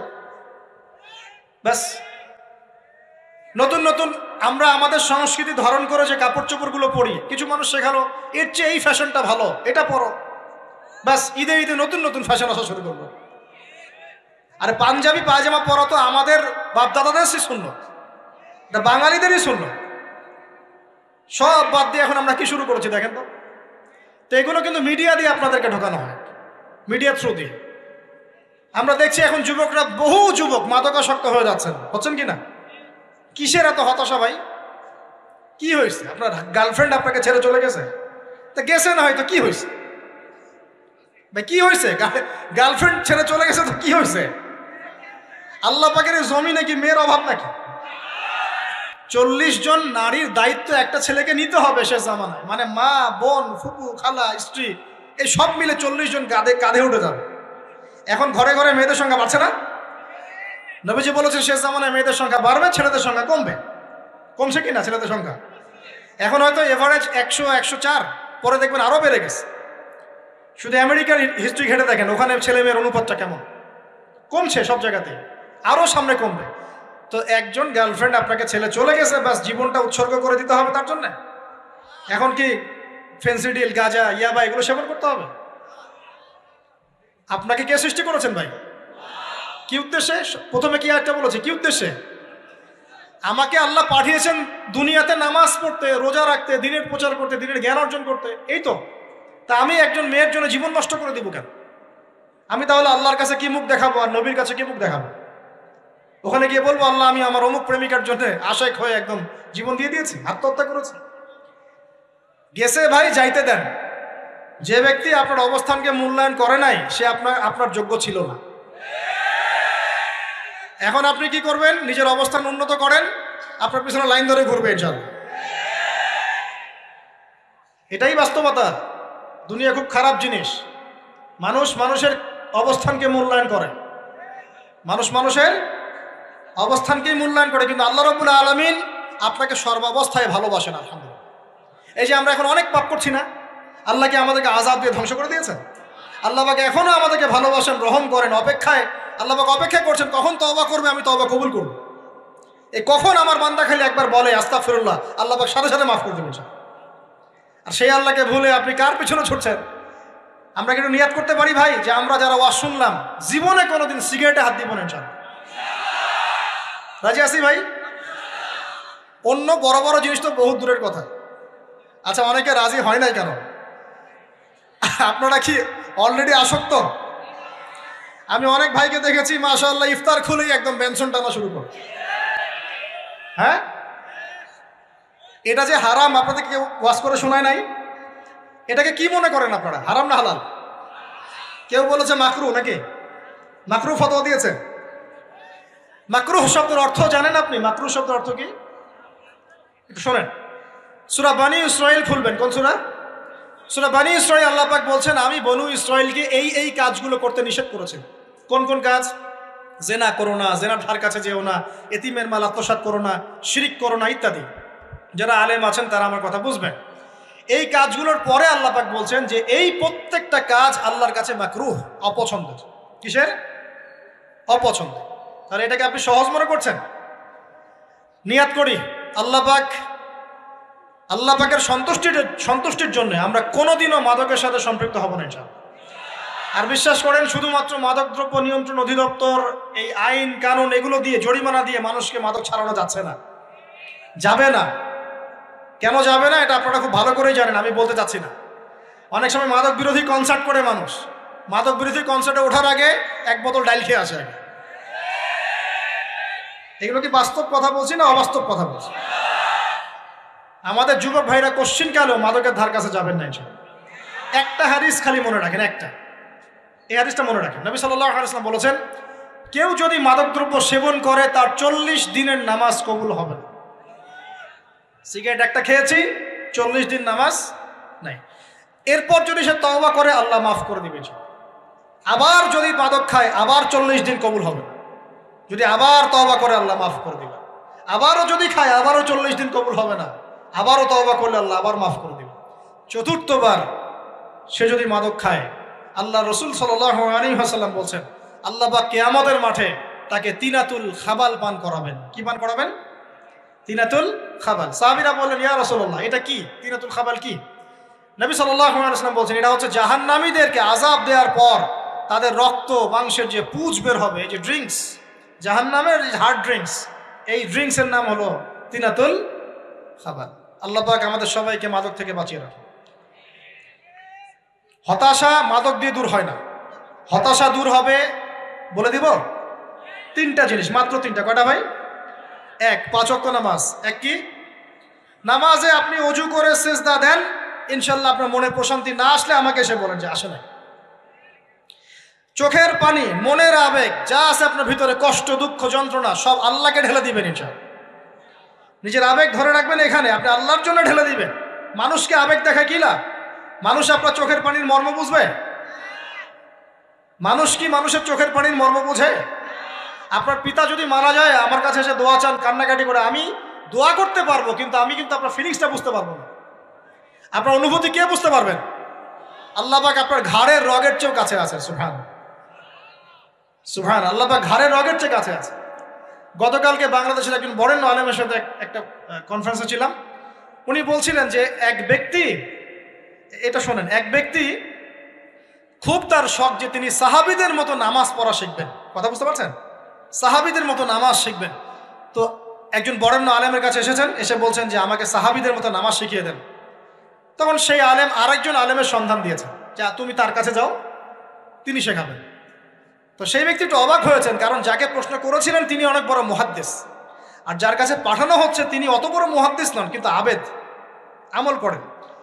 তাকে গিয়ে বলছেন উনি আমাকে পাঠিয়েছেন সাহাবীওয়ালা নামাজ শিখিয়ে দেন। তখন তিনি বলছেন ঠিক আছে, সুন্দর করে উজু করে আসো, সুন্দর করে উজু করে আসো। অজু করার সময় খালি খেয়াল রাখবা যে আমি অজু করছি শুধু আল্লাহর সন্তুষ্টির জন্য। কি খেয়াল রাখবেন? অজু করছি শুধু আল্লাহকে রাজি খুশি করার জন্য অজু করছে, আর কোনো উদ্দেশ্য নাই আমার। অজু করতে যাচ্ছে, তিনি আবার বলছেন দাঁড়াও, শুধু আল্লাহকে রাজি খুশি করার জন্য অজু করো। আবার শুরু করছেন, আবার বলছেন শোনো, শুধু আল্লাহকে রাজি খুশি করার জন্য অজু করো। এভাবে বলতেই আছেন, নামাজে দাঁড়িয়ে আছেন, দাঁড়ানোর আগে বলছেন শোনো, শুধু আল্লাহকে রাজি খুশি করার জন্য নামাজ পড়ো। বলতেই আছেন। এক পর্যায়ে সে ব্যক্তি নামাজ শুরু করলো, নামাজে মনোযোগ এদিক ওদিকে যায়, আর তার মাথায় এটা আসে, এই শুধু আল্লাহকে রাজি খুশি করার জন্য আমাকে নামাজ পড়তে হবে, শুধু আল্লাহকে রাজি খুশি করার জন্য নামাজ পড়তে হবে। এই চিন্তা তার মনের মধ্যে ঘুরপাক খাচ্ছে। এভাবে নামাজটা সে শেষ করে চিন্তা করছে যে নামাজ তো পুরোপুরি মনোযোগ দিতে পারলাম না, বারবার মাথার মধ্যে এরকম চিন্তা আসছে, আল্লাহ আমাকে তো মাফ করে দাও, নামাজটা আমার মনে হলো না ঠিক মতো। তখন সে ফিরে এসে তার সে ওস্তাদকে বলছেন আমার তো নামাজ এরকম করে পড়লাম, কিন্তু শেষমেশ মনে হলো যে নামাজটা হয়তো কবুল হয় নাই, আল্লাহর কাছে খুব মাফ চাইলাম, আল্লাহ আমাকে মাফ করে দাও, নামাজটা মনে হলো না। তখন সেই যে প্রথম ব্যক্তি যিনি পাঠিয়েছেন তিনি বলছেন এটাই হলো সাহাবীওয়ালা নামাজ। তারা আল্লাহকে রাজি খুশি করার জন্য নামাজ পড়তেন, নামাজ শেষ করে আল্লাহর কাছে ইস্তেগফার করতেন, আল্লাহ কিছুই হলো না, কিছুই হলো। আমার কথা কি বুঝতে পারছেন? অতএব আল্লাহকে রাজি খুশি করার জন্য আপনি আপনার আবেগ, আপনার ইবাদত সব ঢেলে দিবেন, অন্য কারো কাছে কিছু পাওয়ার আশা করবেন। অতএব নামাজ আপনার মাদকের দিকে যাওয়া লাগবে না, নামাজই আপনার হতাশা দূর করে দেবে ইনশাআল্লাহ। 2 নম্বর আমল হচ্ছে কোরআন তেলাওয়াত। যে ব্যক্তি কোরআন তেলাওয়াত করতে পারে নিয়মিত, তার মনের মধ্যে এই হতাশা, এই ভীরুতা, এই কাপুরুষতা কিচ্ছু আসবে না ইনশাআল্লাহ। আমি গ্যারান্টি দিচ্ছি আপনাকে, হতাশা আসবেই না আপনার মনে যদি আপনি কোরআন বুঝতে পারেন। কোরআনের একটা আয়াত নিয়ে কোনো সময় দেখা যায় 2-3 ঘন্টা সময় পার হয়ে যাচ্ছে, আয়াতটা ছেড়ে সামনে যেতে পারছি না। কোরআনের ভিতরে ঢুকলে আপনি দুনিয়ায় ভুলে যাবেন কি হচ্ছে আশপাশে। আমি এমন অনেক আলেমকে দেখেছি যে একটা বই, পাতলা একটা বই, আরবি বই নিয়ে পড়া শুরু করেছেন, ওই যে ফজরের পরে জোহরের ওয়াক্ত হয়ে যাচ্ছে, বইটাই শেষ করতে পারেননি। বুঝতে পারবেন? যখন আপনি ইলমের ভিতরে ঢুকে যাবেন, কোরআনের ভিতরে, হাদিসের ভিতরে, আপনার দুনিয়ার খেয়ালই নাই। একজন আলেম তিনি এক রাত্রে একটা বই লিখেছিলেন, চটি বই, এক রাত্রের মধ্যে। বলা হচ্ছে তার সম্পর্কে বলা হচ্ছে যে রাতের খাবার তাকে দেয়া হয়েছে যে আপনি এটা খেয়ে নেন। তো সে খাবারটা পাশেই আছে, খাবারটা খাবো, এটা লিখে খাবারটা খাবো, এরকম তার চিন্তা ছিল। ফজর হয়ে গেছে, বই লিখাও শেষ, খাবার এই অবস্থায় পড়ে আছে, ডুবে গেছেন ভিতরে, খাওয়ার মাথায় তার খেয়াল নাই। এরকম হয়। একজন মনীষী, বিখ্যাত মনীষী, রিয়াদুস সালেহীন কিতাবের রাইটার, সংকলক আল্লামা নববী রাহিমাহুল্লাহ, এরকম সারা রাত চলে গেছে, পাশে 2টা খেজুর, ওই 2টা খেজুর খাওয়ারই সময় পান, হাদিস নিয়ে গবেষণা করতে রাত পার হয়ে গেছে। আমি বলতে চাচ্ছি যখন ইলমের ভিতরে, কোরআন হাদিসের ভিতরে ঢুকে যাবেন, আপনার দুনিয়ার খেয়াল আপনার চলে যাবে ইনশাআল্লাহ। এই টেনশন, হতাশা, এই সেই বাদ, তখনই আল্লাহ পাক আপনাকে তার পক্ষ থেকে রহমত দিবেন, বরকত দিবেন, আল্লাহ আপনার দুনিয়ার কাজগুলো করে দিবেন ইনশাআল্লাহ। তখন দেখবেন কেউ আপনার দুনিয়ার ওই কাজটা করে দিয়েছে, কেউ ওই কাজটা করে দিয়েছে, কেউ বাসায় খাবার পাঠিয়ে দিয়েছে, আল্লাহ পাকই এগুলো করাই দিবেন ইনশাআল্লাহ।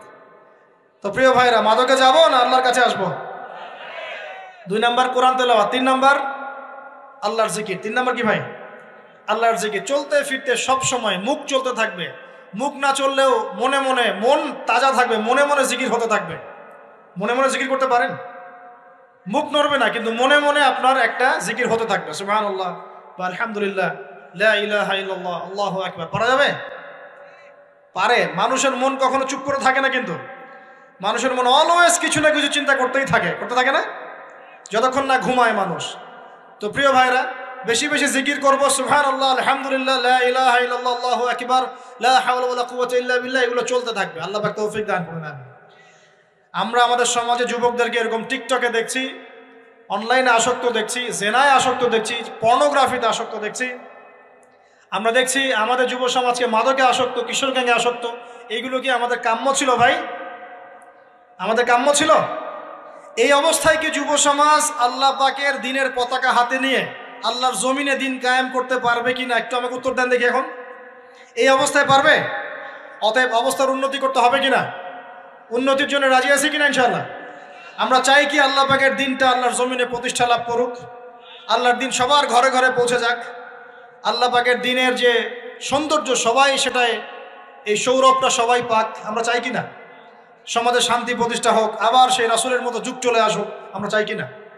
অতএব আমাদের সবাইকে যৌবনের এই প্রলোভনগুলো থেকে বেরিয়ে এসে আল্লাহ পাকের ইবাদতে আত্মনিয়োগ করতে হবে। আল্লাহ পাক আমাদের সবাইকে তৌফিক দান করুন, বলি আমিন। আমাদের সবাইকে আল্লাহ রাব্বুল আলামিন কোরআন এবং হাদিসের গভীর জ্ঞান অর্জন করার তৌফিক দান করুন, বেশি থেকে বেশি ইবাদত করার তৌফিক দান করুন। আল্লাহ পাক সবাইকে হারাম সমস্ত রিজিক থেকে বাঁচিয়ে রাখুন, জেনা, ব্যভিচার এবং নারীর ফিতনা, মাদক থেকে আল্লাহ বাঁচিয়ে রাখুন। আল্লাহ পাক আমাদের সবাইকে হালাল রিজিক, হালাল সম্পর্ক যথেষ্ট করে দিন। আল্লাহ পাক আমাদের সবাইকে যেন দিনের দাওয়াতের মেহনত করার তৌফিক দান করেন এবং আলেম ওলামার সাথে পরামর্শ করে দিন শেখার এবং বোঝার তৌফিক দান করেন। আর লেকচার শেষ করার আগে দুটো বিষয় বলে শেষ করছি, একটু মনোযোগ দিন। একটা হচ্ছে আমাদের যুবতী দিনী বোনদের জন্য, এখানে বোনরা আছেন না? আছেন কি না? দিনী বোনরা আছেন? একটা নসিহত দিনী বোনদের জন্য আমি একটা নসিহত করতে চাচ্ছি, একটা নসিহত। আমার এই একটা নসিহত একটু মন দিয়ে শুনুন প্রিয় দিনী বোন। রাসূলুল্লাহ সাল্লাল্লাহু আলাইহি ওয়াসাল্লাম আমাদের দিনী বোনদের জন্য জান্নাতে যাওয়ার একটা ফর্মুলা বলে দিয়েছেন। আমি কি বলবো সেটা? আচ্ছা, রাসূলুল্লাহ সাল্লাল্লাহু আলাইহি ওয়াসাল্লাম বলেছেন আমাদের দিনী বোনেরা, আমাদের মায়েরা, এই নারী জাতি মাত্র 4টা কাজ করলে জান্নাতের যে কোনো দরজা দিয়ে ইচ্ছা প্রবেশ করতে পারবে। খুশি হন নাই? কয়টা কাজ? মাত্র 4টা। এক, যদি আমাদের দিনী বোনেরা 5 ওয়াক্ত নামাজটা ওয়াক্ত মতো পড়ে, আল্লাহ পাক তৌফিক দান করুন, বলি আমিন। 2 নাম্বার, যদি তারা রমাদান মাসের রোজাটাকে ঠিক মতো আদায় করতে পারে। 1 নাম্বার 5 ওয়াক্ত নামাজ ঠিকঠাক আদায় করা, 2 নাম্বার রমজান মাসে সওম রাখা, 3 নাম্বার তাদের লজ্জাস্থানের হেফাজত করা, মানে শরঈ পর্দা মেনটেন করা, শরঈ পর্দা মেনটেন করা। এবং আমি বলে দেই, চেহারাটা আপনাদের পর্দার অন্তর্ভুক্ত। এটা নিয়ে অনেক বাকবিতণ্ডা হয় না সমাজে, চেহারা দেখানো যাবে কি যাবে না ইত্যাদি। চেহারা আপনার পর্দার অন্তর্ভুক্ত বিষয়, ফুল স্টপ। এর উপরে ফতোয়া অনেকভাবে দিচ্ছে, কিন্তু বরেণ্য উলামায়ে কেরামের কিতাবগুলো ঘাটাঘাটি করেন, তাদের ফতোয়া হচ্ছে চেহারা আপনার পর্দার অন্তর্ভুক্ত বিষয়, চেহারা ঢেকে রাখবেন, আল্লাহ পাক তৌফিক দান করুন। চোখ থাকবে খোলা, ঠিক আছে। 4 নাম্বার, স্বামীর আনুগত্য করতে হবে। স্বামীর আনুগত্য, এই যে আনুগত্য শব্দ শুনলেই মানুষের একটা মানে নেগেটিভ ধারণা তৈরি হতে পারে। স্বামীর আনুগত্য মানে কি আমি তার দাসত্ব করব? আনুগত্য মানে, প্রিয় দিনী বোন, আনুগত্য মানে দাসত্ব নয়। আনুগত্য মানে কোরআন সুন্নাহর যে বিধানগুলো আপনার স্বামী আপনাকে পালন করতে বলবে, আপনি সেগুলো করবেন, আপনি করতে বাধ্য। কিন্তু স্বামী যদি কোরআন সুন্নাহর বাইরে কিছু করতে বলে, সেটা মানতে আপনি বাধ্য নন। স্বামী যদি আপনাকে বলে যে সুদ খাও, এই যে সুদি এনজিওতে আসো, নাম লেখাও। স্বামী যদি আপনাকে বলে যে আসো বেপরদায় বাইরে যাই, সাজুগুজু করে বের হও, চলো ঘুরে আসে বেপরদায়। স্বামী যদি বলে দেবরকে একটু খাবারটা দিয়ে আসো, আমার অফিসের কলিগ আসছে, খাবার পরিবেশন করো, আসো ডাইনিংয়ে আসো, এই যে হারাম কাজ, বেপরদার আদেশ করছে, সুদের আদেশ করছে, আপনি সেগুলো পালন করবেন না। কিন্তু হালাল বৈধ যে কোনো বিষয় আপনি স্বামীর আনুগত্য করবেন, এটা আপনার উপর ফরজ। এই 4টা কাজ যদি আপনি করতে পারেন, জান্নাতের যে কোনো দরজা দিয়ে ইচ্ছা আপনি প্রবেশ করতে পারবেন ইনশাআল্লাহ। আল্লাহ পাক আমাদের দিনী বোনদেরকে এই 4টা কাজ করার তৌফিক দান করুন। আমাদের সবাইকে আল্লাহ পাক জান্নাতের জন্য কবুল করুন, বলি আমিন। আর একটা বিষয় বলতে চাচ্ছিলাম, সেটা হলো ওই যে প্রথমে বলেছি যে সূরা ইউসুফের সেই সমাধানটা বলবো কি না? আচ্ছা, সূরা ইউসুফটা ইনশাআল্লাহ আমি আরেকদিন পুরো সূরাটা সংক্ষিপ্ত করে আলোচনা করব ইনশাআল্লাহ। যদিও একটা লেকচারে সম্ভব হবে বলে মনে হচ্ছে না আমার কাছে, 2টা বা 3টা লেকচারে নিয়ে আসবো ইনশাআল্লাহ। তবে আজকে একটা চিস্ট খালি বলছি। ইউসুফ আলাইহিস সালামের জীবনটা খুবই ট্র্যাজেডিপূর্ণ। নবীর পরিবার থেকে ভাইদের শত্রুতায় ওই যে কূপে চলে গেলেন, কূপ থেকে চলে আসলেন মিশরের বাজারে, সেখান থেকে বিক্রি করে দেওয়া হলো তাকে, রাজা তাকে কিনে নিলেন, তারপরে সেখানে তিনি বড় হতে লাগলেন রাজপ্রাসাদে। তারপরে ওই যে রাজার কি স্ত্রী তাকে জেনার জন্য আহ্বান করেছিল, সেখান থেকে তিনি জেলখানায় চলে গেলেন, আবার জেলখানা থেকে আবার মিশরের খাদ্য মন্ত্রণালয়ের দায়িত্ব পেলেন, তারপরে তিনি মিশরের শাসকের দায়িত্ব পেয়ে গেছেন, তাই তো? আচ্ছা, এর মধ্যে একটা জায়গা খালি বলবো আজকে আপনাদের। টপিকটা কি দিবা তোমরা? টপিকটা হচ্ছে চলমান বৈশ্বিক অর্থনৈতিক সংকটে ইউসুফ আলাইহিস সালামের সমাধান। মনে থাকবে? চলমান এই বৈশ্বিক অর্থনৈতিক সংকটে ইউসুফ আলাইহিস সালামের সমাধান কি ছিল? ইউসুফ আলাইহিস সালাম জেলখানায়। কোথায় বলেন তো? জেলখানায়। তখন দুজন ব্যক্তি তাকে বলছে, ইউসুফ, আমরা দুজন দুটো স্বপ্ন দেখেছি, তুমি কি স্বপ্নের ব্যাখ্যা দিতে পারবে? আমরা তোমাকে সত্যবাদী বলে মনে করি। ইউসুফ আলাইহিস সালাম বলছেন, খাবার আসার আগেই তোমাদেরকে স্বপ্নের ব্যাখ্যা দিয়ে দেব। একজন বলছে, আমি দেখলাম আমার মাথায় রুটি রাখা আছে আর পাখি এসে রুটির থেকে খেয়ে ফেলছে। আমার কথা বুঝতে পারছেন কিনা ভাই? আচ্ছা, দুই নাম্বার দ্বিতীয় ব্যক্তি বলছে, আমি দেখলাম আমি শরাব পান করাচ্ছি আমার মনিবকে। কথা বুঝতে পারছেন? এখন ইউসুফ আলাইহিস সালাম বলছেন, তুমি যে শরাব পান করাচ্ছ মনিবকে, তোমাকে অতি সত্বর মুক্তি দেওয়া হবে ইনশাআল্লাহ। আর যার মাথার উপর থেকে রুটি খেয়ে নেওয়া হচ্ছে তাকে শুলদণ্ড দেওয়া হবে, মৃত্যুদণ্ড দেওয়া হবে। কি বললেন? একজনকে দেওয়া হবে মৃত্যুদণ্ড, একজন কি হবে? ছাড়া পাবে। আর যাকে মনে হলো যে ছাড়া পাবে, ইউসুফ আলাইহিস সালাম বললেন, তুমি যখন ছাড়া পাবে তোমার মনিবের কাছে, মালিকের কাছে আমার কথা বলো, আমার কথা আলোচনা করো। কিন্তু শয়তান তাকে ভুলিয়ে দিল, সে আর কথা বলতে পারল। আরো কয়েক বছর চলে গেল, ইউসুফ আলাইহিস সালাম তখনও জেলেই আছে। একদিন এই রাজা স্বপ্ন দেখলেন।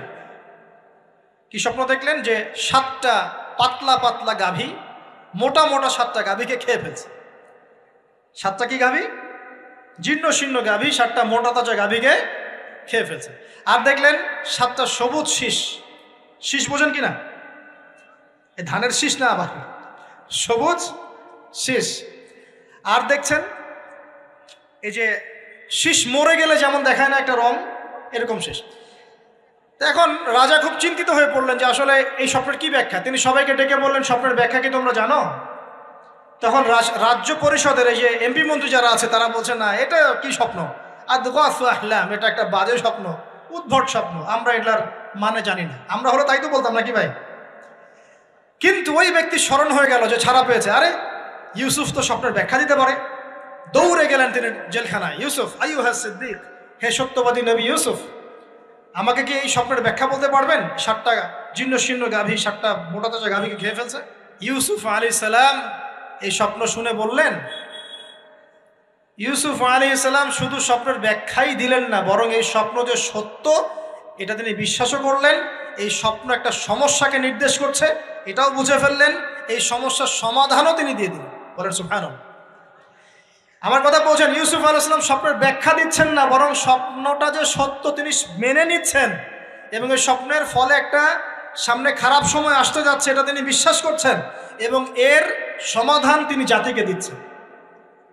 ইউসুফ আলাইহিস সালাম বলছেন, তোমাদের সামনে 7 বছর দুর্ভিক্ষ হবে। কি হবে বলেন? 7 বছর। সারা বিশ্বের অর্থনৈতিক প্রেক্ষাপট একটু বিবেচনা করেন তো, যে আমরা একটা খারাপ সময় টিকে যাচ্ছি না আস্তে আস্তে, এবং নীরব একটা দুর্ভিক্ষ সারা ওয়ার্ল্ডে চলছে না? করোনার সময় ছিল, ওই সময় একটা সমস্যা ছিল, ইউক্রেন রাশিয়ার ইস্যু ছিল, আরও অনেক ইস্যু আছে, শুধু এগুলো ইস্যু নয়। অপচয় ইস্যু আছে, দুর্নীতি ইস্যু আছে, জুলুম আছে, তারপরে যে পারমাণবিক ক্ষেত্রগুলো আছে, বড় বড় পরাশক্তিদের চাপ আছে, অনেক ব্যাপার আছে, রিজার্ভ কমে যাওয়া, অনেক বিষয় আছে। সারা বিশ্ব একটা অর্থনৈতিক মন্দা দেখছে কিনা? ইউসুফ আলাইহিস সালাম বললেন, 7 বছর তোমাদের এখানে প্রচুর ফসল ফলবে। এটা 7টা সবুজ শীষ, প্রচুর ফসল ফলবে তোমাদের এই অঞ্চলের মধ্যে। তোমরা একটা কাজ করো, তোমরা ওই 7 বছরের ফসলের যতটুকু অংশ তোমাদের না খেলে নয়, অতটুকু দিয়ে তোমরা তোমাদের জনগণের চাহিদা পূরণ করো, আর বেশি অংশটাকে রিজার্ভ করে রেখে দিও। আমার কথা বুঝতে পারছেন? ইউসুফ আলাইহিস সালাম বলছেন না যে স্বপ্নটা সত্য, তিনি সমাধান দিচ্ছেন উল্টা। এটা তো হবে সামনে, স্বপ্ন সত্য মিথ্যা তো দূরের কথা, এটা সামনে হতে যাচ্ছে। 7 বছর তোমরা প্রচুর ফসল ফলাবে, এই ফসলের একটা বড় অংশ রিজার্ভ করে রেখে দিও, আর বাকি অংশটা দিয়ে তোমরা জনগণের চাহিদা পূরণ করো। মানে অপচয় করা যাবে না, যাবে কোনো সম্পদ অপচয় করা যাবে না। এরপর তোমাদের সামনে আসবে 7টা বছর দুর্ভিক্ষের বছর, আকাশ বৃষ্টি বন্ধ করে দেবে। আকাশ কি করবে? বৃষ্টি বন্ধ করে দেবে। তার মানে ওই 7 বছর আমরা কিভাবে চলবো তাহলে? এই যে রিজার্ভ করেছি, এই রিজার্ভ বা সঞ্চিত সম্পদ দিয়ে আমরা 7 বছর চলবো। এরপরে আল্লাহ রাব্বুল আলামিন 8ম বছরে আকাশ থেকে বৃষ্টি বর্ষণ করবেন, আবার ফসল ফলবে। কথা কি বুঝতে পারছেন? এই ব্যাখ্যা অন্যরা দিতে পারলো না, ইউসুফ আলাইহিস সালাম দিতে পারলেন। এই ব্যক্তি দৌড়ে গিয়ে রাজাকে বলল, এই হলো স্বপ্নের ব্যাখ্যা। রাজা ইউসুফ এই স্বপ্নের ব্যাখ্যা দিয়েছেন। রাজা কত বিচক্ষণ ছিলেন, রাজা সত্য মিথ্যা চিনতেন। তিনি বুঝতেন যে আসলেই সত্য কাকে বলে, মিথ্যা কাকে বলে। এই আমার এমপি মন্ত্রীরা শোনো, তোমরা কেউ সমাধান দিতে পারো নাই, ইউসুফ সমাধান দিয়েছে। ইউসুফকে আমার কাছে নিয়ে আসো, আমি তাকে আমার কাছে নিকটে আসন দিব, বলেন সুবহানাল্লাহ। এবার ইউসুফ আলাইহিস সালামকে ডেকে তিনি সম্মানিত করলেন। সম্মানিত করে বললেন যে কোন দায়িত্ব দিলে তুমি আমাদের এই রাজ্যটাকে বাঁচাতে পারবে এই দুর্ভিক্ষের হাত থেকে। ইউসুফ আলাইহিস সালাম নিজে বলছেন, আমি হচ্ছে বিশ্বস্ত মানুষ, আমি হচ্ছি রজুলুন আমিন, আমি বিশ্বস্ত এবং আমি আস্থাভাজন। আমাকে আপনি খাদ্য মন্ত্রণালয়ের দায়িত্ব দেন, ইনশাআল্লাহ আমি এই প্রবলেমগুলো সলভ করবো ইনশাআল্লাহ। এরপর তাকে দায়িত্ব দেওয়া হলো খাদ্য মন্ত্রণালয়ের। 7 বছর তিনি এরকম পলিসি গ্রহণ করলেন। মিশরের লক্ষ লক্ষ মানুষ পরবর্তী 7 বছরের দুর্ভিক্ষ থেকে বেঁচে গেছে। কোরআন তো মূল্যায়ন করি না আমরা, আর কোরআনের কথা যারা বলে ওদেরকেও মূল্যায়ন করি না। এই জন্য আমরা বলছি, বর্তমান চলমান অর্থনৈতিক সংকটের সবচেয়ে বড় বড় সমাধান হচ্ছে এক, ভাই জনগণ হই আর সরকার হই, কোনো সম্পদ অপচয় করা যাবে না। আমরা সম্পদ অপচয় করি না।